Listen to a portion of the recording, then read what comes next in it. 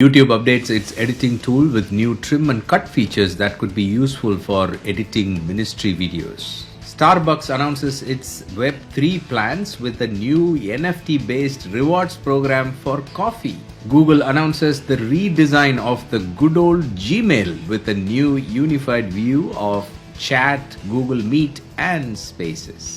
All this and much more coming up in this week's edition of the Connected Church News with me, Nachi Lazarus. This is a show that brings you the top 5 digital, social, and Web3 news you need to know for this week in just 5 minutes.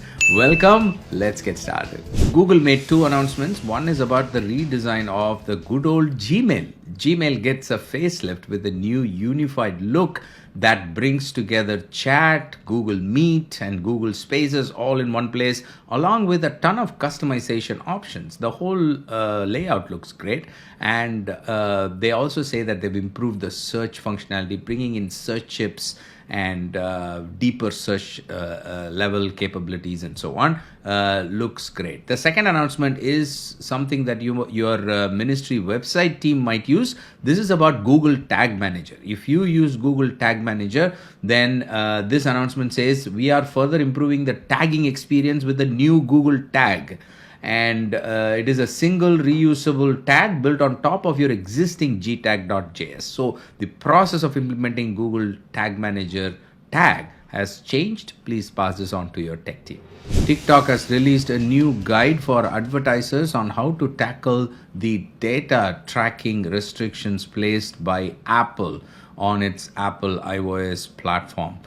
These are changes that have impacted the advertising industry in a big way. Almost all the online advertising social media platforms have released documentation related to this, and this is TikTok's version of that documentation. The documentation is in-depth, and it talks about technical aspects, but it also gives advertisers ideas on how to set up their account for this, how to optimize their campaigns, tips and tricks, and lots of other useful information. I will link to the entire details in the show notes. Please pass this on to your ministry advertising team, especially if you are planning to release TikTok ads in the near future for the coming holiday season, then this might be helpful for you.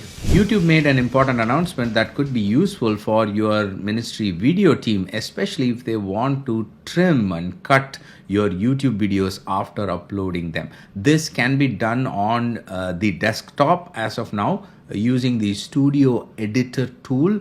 There is a new trim and cut feature that has been added where you can go and cut a specific part of your YouTube video with precision. They've also made design changes and color changes in the timeline editor so that it looks very clear and you know exactly what you're trimming and cutting.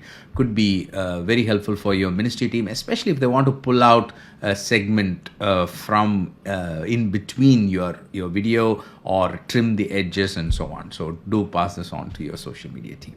Meta has released a new educational resource called Advertiser Success Center. It is a website that has details right from the basics of what is a campaign, how do you set objectives and so on, to advanced level of strategy, even creating videos and further learning, including all the tools like pixels and other things that are available on the platform. Now, educating advertisers and marketers on the platform is something that almost all channels have started doing, and Meta has been doing it right from day one. It's partly the reason for their success, and they do have very powerful advertising tools, and it's a vast collection of tools. So it is important for them to have educational resources. So this will be a good resource for your ministry team, especially if they are new. Maybe you have volunteers or staff members who are new, who want to learn the basics of advertising. This could be very helpful to them. In our Web3 news this week, we have 2 exciting news items that showcase how NFTs are becoming part of our everyday life.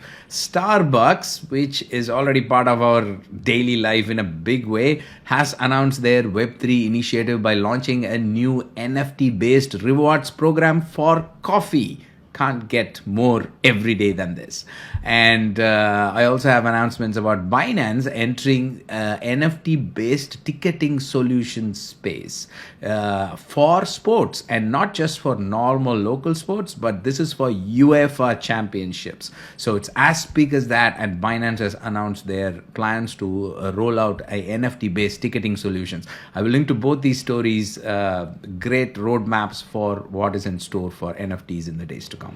Do you have any thoughts, questions, or comments about any of the stories? Please DM them to me at Nachi Lazarus on Instagram or Twitter. If you have questions, we'll make sure we find the answers for you. If you'd like to dig deeper into any of the stories, including the ones about Starbucks NFTs, we've got all the source links and details in our news page, nachilazarus.com. We also have all those details in the description section wherever you're listening to me.